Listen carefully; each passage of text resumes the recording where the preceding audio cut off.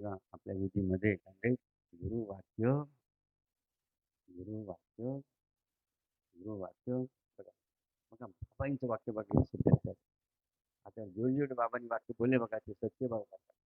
तर बघा बाबाजींनी काय बघा संकल्प केला होता की कोणता संकल्प केला होता पंढरपूरचा. त्यांनी आपल्याला बघा काय केला पुन्हा करून घेतला.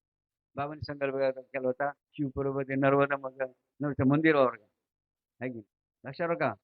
जेवढे जेवढे बाबाजींनी बघा वाक्य केले बघा तेवढे बरोबर त्यांनी आपल्याकडून काय केले गुरुवाक्य, गुरुवाक्य आणि पुढचा मुद्दा लक्षात पुढचा मुद्दा त्याला म्हणतात. आणि मग शिष्याचं कर्तव्य काय भक्तांचं कर्तव्य काय गुरुवाक्याचं पालन करा की. मग जर शिष्याने भक्तांनी काय केलं नाही गुरुवाक्य न करी तो पडे बरं का लक्षात घ्या. काय म्हणले काय म्हणले गुरुवाक्य न करी तो पडे लक्षात घ्या. मग गुरुचं वाक्य जो पालन करणार नाही त्याला कुठं जावं लागेल कुठं जावं लागेल.